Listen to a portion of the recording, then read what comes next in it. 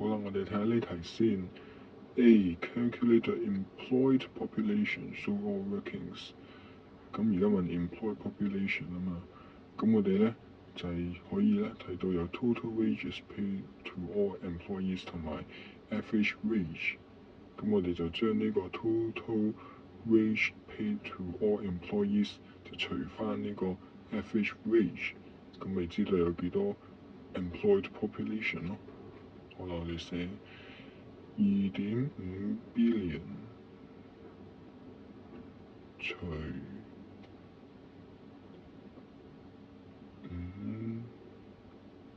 5000蚊就等於咧呢個 billion 咧，佢咧係有9個零嘅，9個零即係10億啊。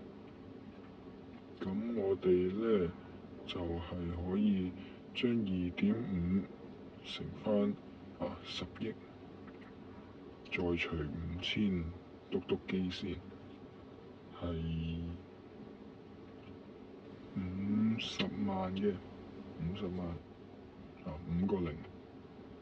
好啦 B 啦，佢係問 unemployed population，咁樣咧就係有呢個 unemployment rate 啦，20%。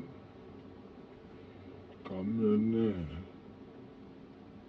就我哋就係可以將呢個 employed population，因為 unemployed population 同埋 employed population 加埋就係 labour force 啊嘛，咁就係100% 嘅啦。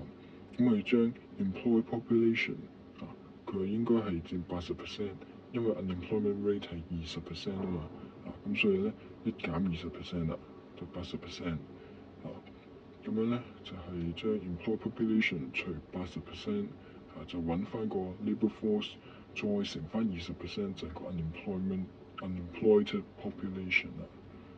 咁50萬就除呢個80%再乘20%，當然冇，我哋就寫翻好啲先，就係1減20%，1減20%，篤機先，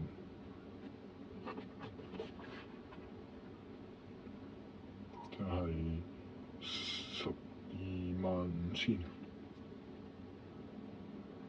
咁咧就唔好咧，以為咧 population 咧就減呢個咧 employed population 就係 unemployed population 喎。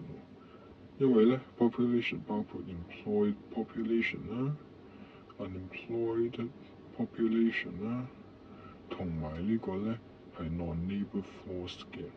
咁所以如果你用 population 減呢個嘅 employed population，就會其實係得到 unemployed 同埋 non-labour force 啦。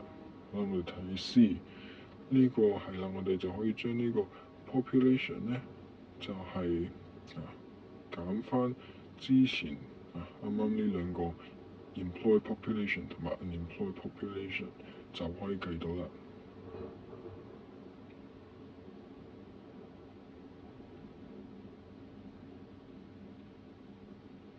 我咧又篤機啦，就係有呢個